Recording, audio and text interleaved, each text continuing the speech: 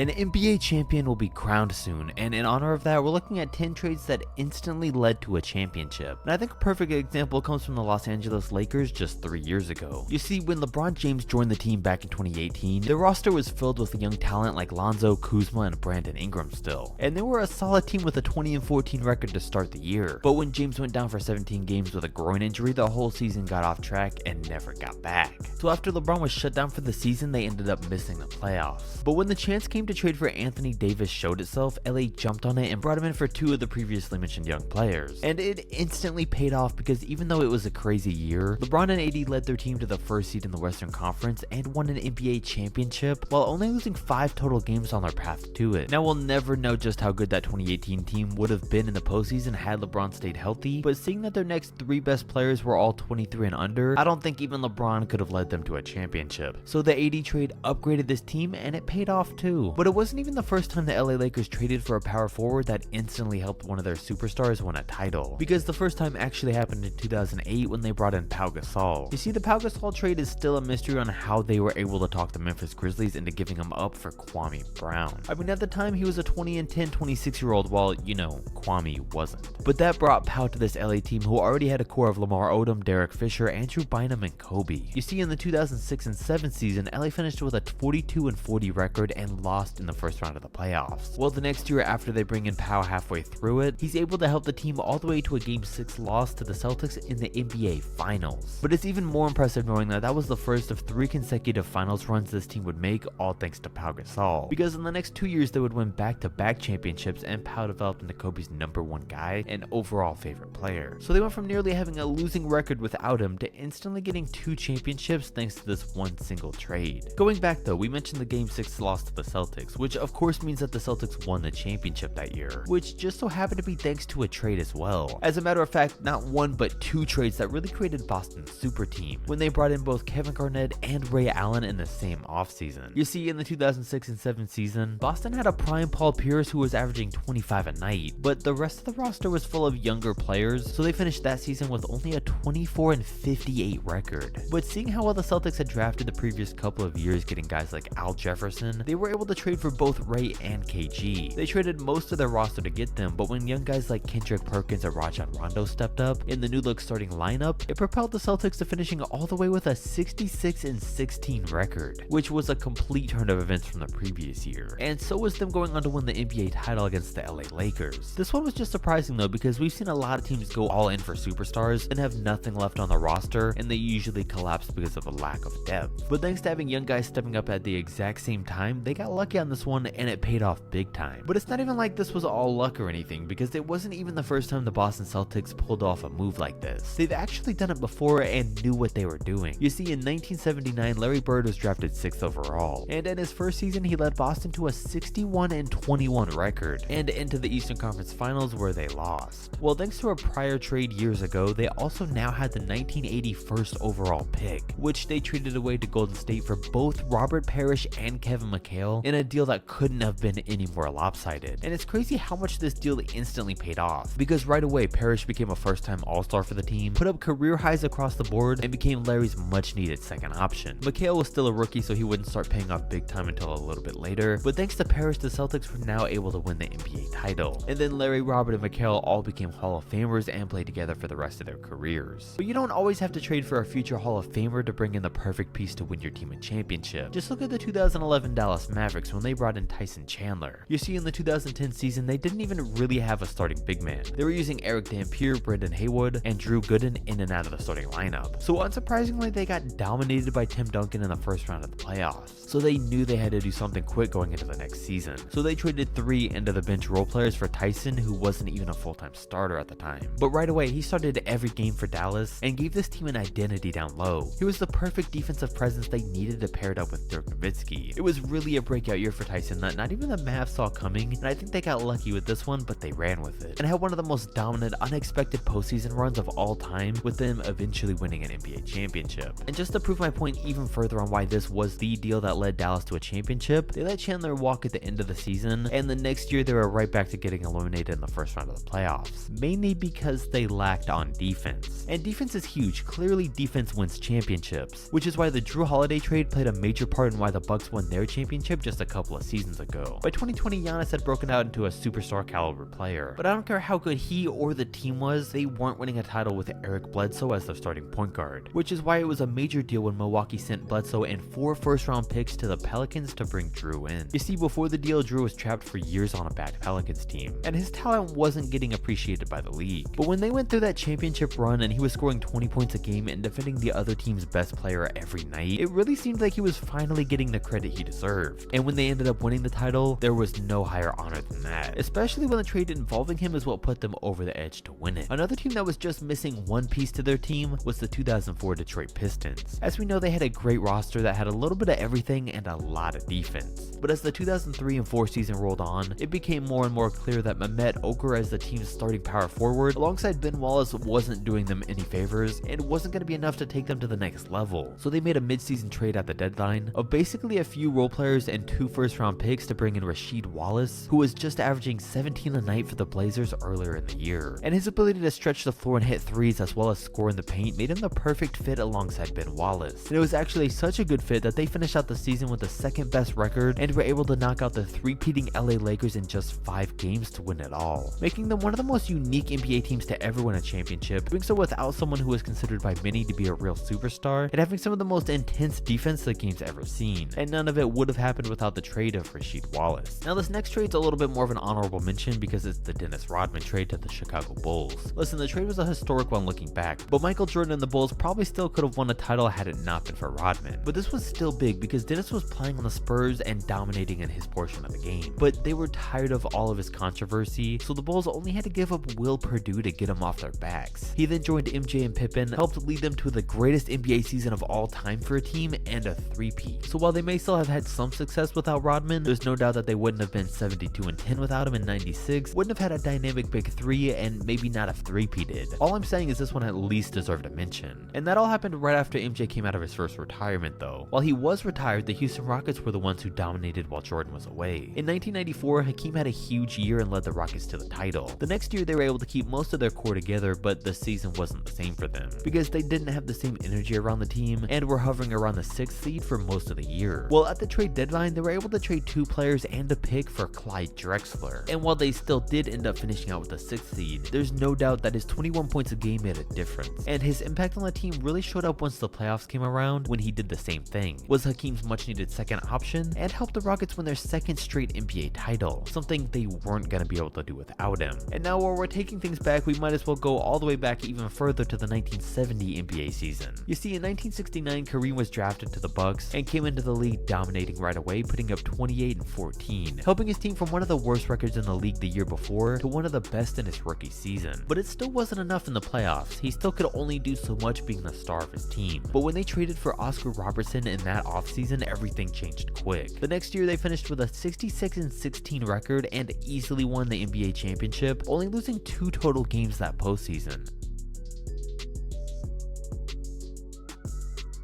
On the other hand, you know what usually doesn't happen though, is a superstar joining a new team, then winning a title in his first year there, which was exactly what Kawhi Leonard did for the Toronto Raptors. You see, Kawhi was leading the Spurs to 60+ win seasons. The team mishandled his injury, so he got traded to Toronto for their superstar at the perfect time. And it was perfect because the Raptors had just assembled a roster with a perfect blend of offense, defense, veterans, young players, and a completely full bench up and down. This was a stacked team, and looking back, it was no wonder why the Kawhi trade instantly led this team to an NBA championship in his first year there. Which of these scenarios do you think was the most impressive? Comment your thoughts down below, don't forget to like and subscribe, and I'll catch you next time.